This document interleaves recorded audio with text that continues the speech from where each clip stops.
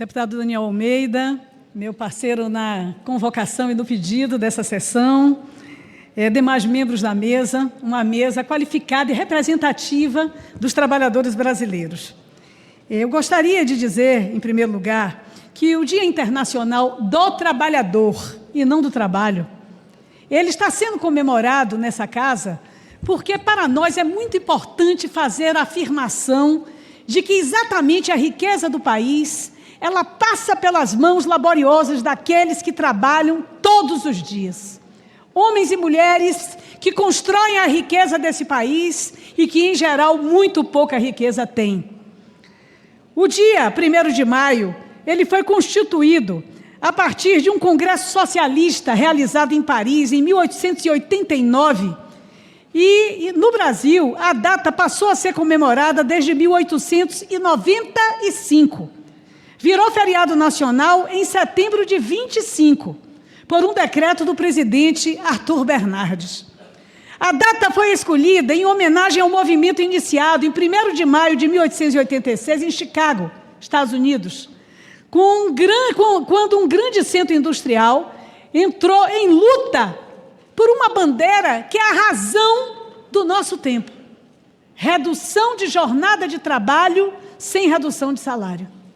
Foi isso que levou, à escolha da data, porque exatamente em 1º de maio de 886, em Chicago, esse grande centro industrial entrou em greve.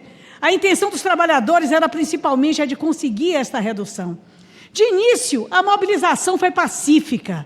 Milhares de trabalhadores compareceram com suas famílias, como nós fazemos até hoje no 1º de maio, a um grande comício, uma grande manifestação, e era absolutamente pacífica e discursiva. Mas, como a greve continuou nos dias seguintes, empresários e governo se uniram para reprimir o movimento, o que culminou com dezenas de trabalhadores mortos e feridos. Alguns, inclusive, condenados à forca e à cadeira elétrica. Essa é a história do movimento sindical no mundo. Foi também em 1º de maio que o salário mínimo foi instituído no Brasil.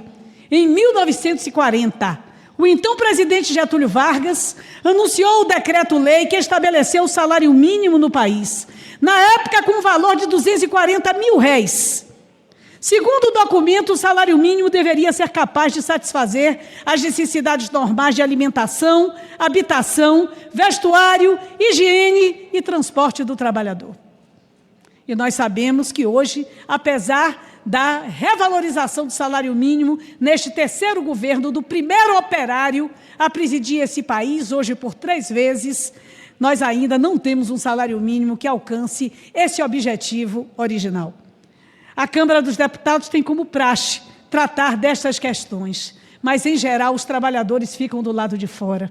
Por isso, eu dou minhas boas-vindas, mais uma vez, aos trabalhadores que estão aqui presentes e que nos acompanham pelas redes sociais, para dizer que levantar alto a bandeira dos direitos é dar a garantia de termos um Brasil justo, em perspectiva de fortalecimento, de uma vida melhor, de que possamos criar nossos filhos e netos com dignidade e tenhamos uma vida melhor, e que se acabe a visão de que é com a extenuação que você aumenta a produção.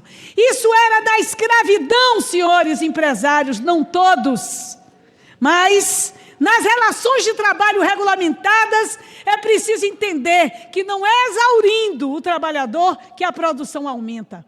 Nos países em que foi instituída a jornada menor do que esta, escala 6x1, que seja 5x2, 4x3, ao invés de diminuir a produção, nós tivemos o aumento da produção desses países. Então, é preciso raciocinar mecanismos, é preciso fazer negociações, é preciso trabalhar regulamentações, mas é preciso aprovar o fim da jornada extenuante 6x1.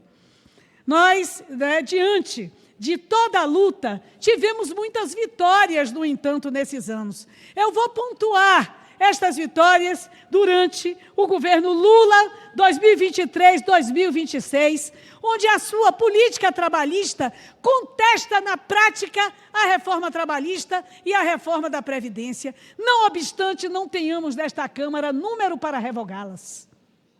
E isso é importante que nós possamos refletir. Façam a opção segura em outubro, para que nossos direitos não sejam retaliados, para que nossos direitos não sejam subtraídos, como foram com a reforma da Previdência, com a reforma trabalhista.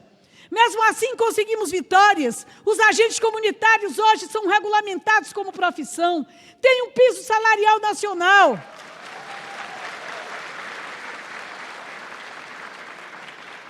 E a nossa próxima vitória é garantir que se paute, porque temos mais de 100 pedidos de urgência para pautar o PLP 185, que regulamenta.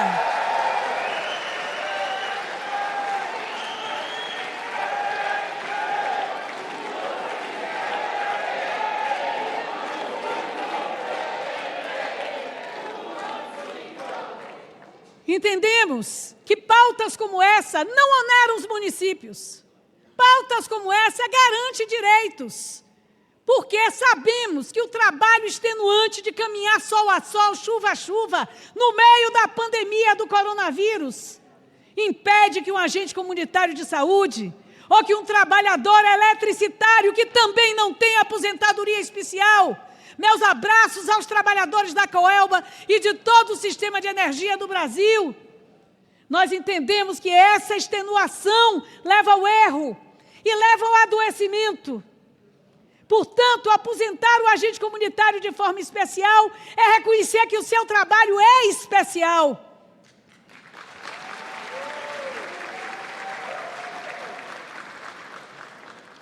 Mas, mesmo com as insuficiências, as nossas vitórias precisam ser pontuadas e o nosso abraço caloroso ao operário, companheiro, presidente da República, Luiz Inácio Lula da Silva. Política de valorização do salário mínimo, retomada da regra que garante aumento real acima da inflação, com o mínimo atingido a R$ 1.621 em 1º de janeiro de 26. Redução do desemprego, registro de sucessivos recordes históricos na redução da taxa de desocupação, atingindo os menores níveis em 10 anos. Salários baixos, mas desocupação diminuída.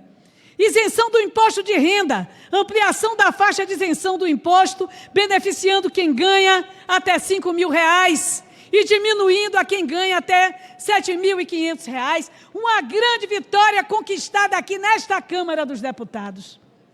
Debate sobre a jornada de trabalho, com envio do governo federal por um projeto de lei que vem complementar a PEC de Érica Hilton e o projeto de Dayana Santos, nossa companheira do PCdoB do Rio Grande do Sul. E nós vamos aprovar a jornada, o fim da jornada 6x1, o fim da escala 6x1, mas precisamos do povo da rua apoiando essa iniciativa. Nós, servidores federais, tivemos também as nossas vitórias. Garantimos reajuste salarial e reestruturação de carreira para mais de 30 carreiras. Aprovação do reajuste de 9% em 25, mais 5% em 26, conforme a categoria, após anos sem recomposição. Retomada dos concursos públicos. O governo encerrou 2025 com o 3º crescimento consecutivo da força de trabalho do Executivo Federal, com previsão de adicionar cerca de 22 mil servidores até o fim do mandato. Reabertura da Mesa Nacional de Negociação, instalação das mesas, agora envio do projeto que trata da garantia da data base da negociação coletiva, Convenção 151 da OIT, já está na Câmara dos Deputados. Reivindicação histórica, inclusive, dessa deputada, que chegou a aprovar um projeto e o ex-presidente golpista Temer vetou. Então, com todos os percalços, temos tido vitórias. E a lei do descongela, sanção da lei que devolve 583 dias congelados durante a pandemia, é uma vitória dos servidores públicos. equiparação salarial, outras ações. A lei que garante salários iguais para homens e mulheres que exercem a mesma função. É uma lei que veio do governo federal, mas em adesão à minha lei, que foi substituída pela lei do governo. Aqui, infelizmente, nós ainda temos esses problemas, não é? Não conseguimos levar adiante grandes teses através do nome dos deputados. Eis a jornada, o fim da jornada 6x1 e a isonomia salarial entre homens e mulheres, que é um projeto meu. Mas vem em nome do Poder Executivo e nós vamos apoiar. Amanhã será o julgamento, porque a CNC, a Confederação Nacional dos Patrões do Comércio, a Confederação Nacional dos Patrões da Indústria, entraram com um ADIM contra a isonomia salarial entre homens e mulheres. Eles não querem que haja, para salário igual, trabalho igual. Eles acham que uma comerciária pode ficar em pé grávida, 8 horas por dia, 44 horas por semana, na porta de uma loja do comércio, e não ter nenhum tipo de vantagem em relação à sua condição de mulher, já reconhecida na Constituição e na CLT. Então, entraram com a ADI, o Supremo vota amanhã. E eu peço aos sindicatos, às federações, às confederações, às centrais sindicais, que mandem e-mails, WhatsApp, o que seja, para o Supremo Tribunal Federal, pela manutenção da nossa lei da equidade salarial entre homens e mulheres, que ainda é uma lei branda, não é impositiva, ela é educativa, ela é indicativa, e está sendo questionada assim mesmo pelos patrões do setor privado. O PLP dos pisos salariais, os pisos salariais dos quais eu sou a zeladora nesta Câmara dos Deputados. Aprovamos o piso de vocês, aprovamos o piso da enfermagem, mas os patrões dos hospitais privados entraram no Supremo, como não conseguiram classificar a lei como inconstitucional, aumentaram o denominador da jornada de trabalho para 44 horas, porque era independente de jornada o piso da enfermagem.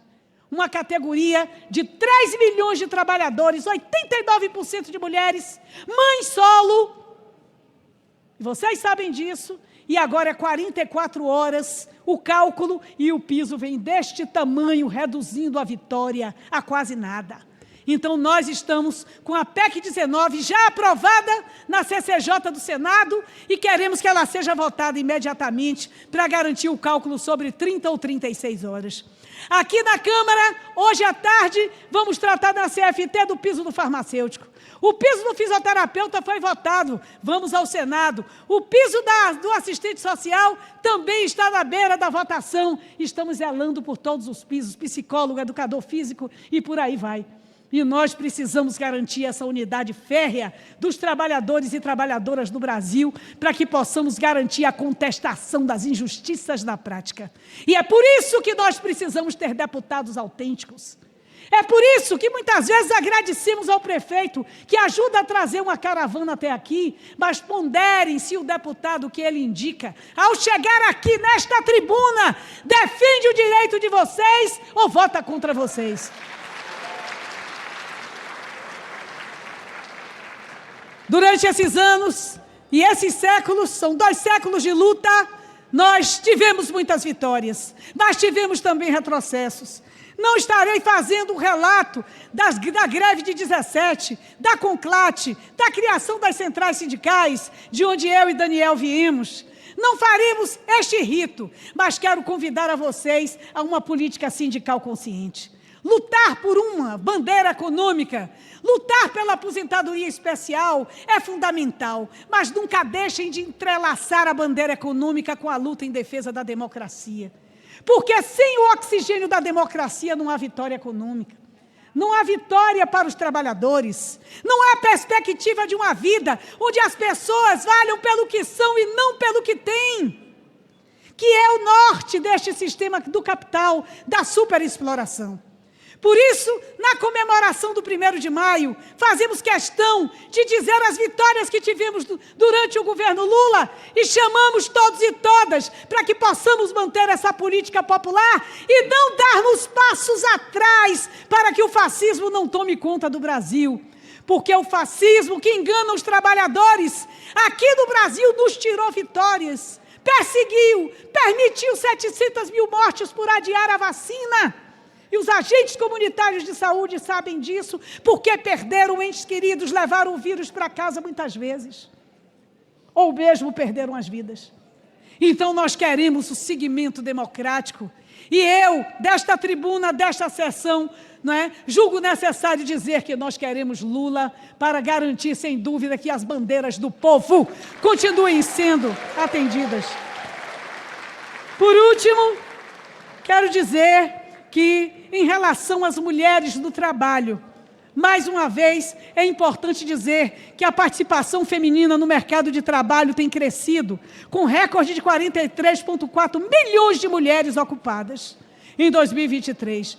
No entanto, elas enfrentam salários 22,3% menores que os homens, jornada tripla, casa, filhos, trabalho e maior dificuldade de ascender em cargos de chefia. Não é? Pessoas negras recebem, em média, 3 mil a menos que as brancas no Brasil.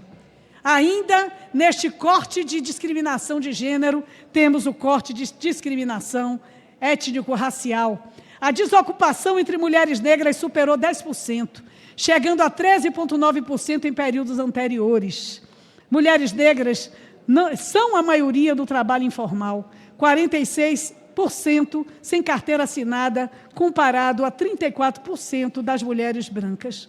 Mulheres negras chefiam 30% dos lares brasileiros, enfrentando a maior vulnerabilidade econômica. 20 milhões de mulheres são mães solo no Brasil. E até as cantoras pop estão gritando isso. Então, nós precisamos, acima de tudo, fazer a nossa política sindical com consciência de classe. Fazer a nossa política sindical com adesão às centrais sindicais.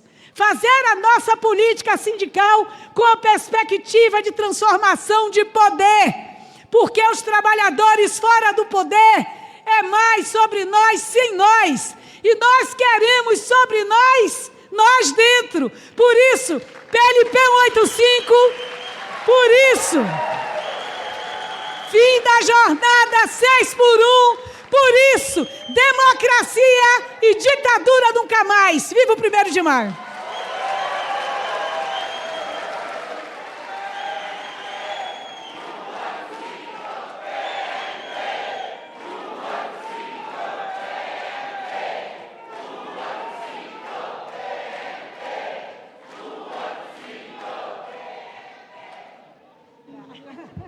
Muito bem. Bom, registrando aqui a presença da deputada Érica Cocai, sempre presente aqui, deputado Bongás. Obrigado. Aqui nós estamos no nosso tema em defesa dos trabalhadores. Passo a palavra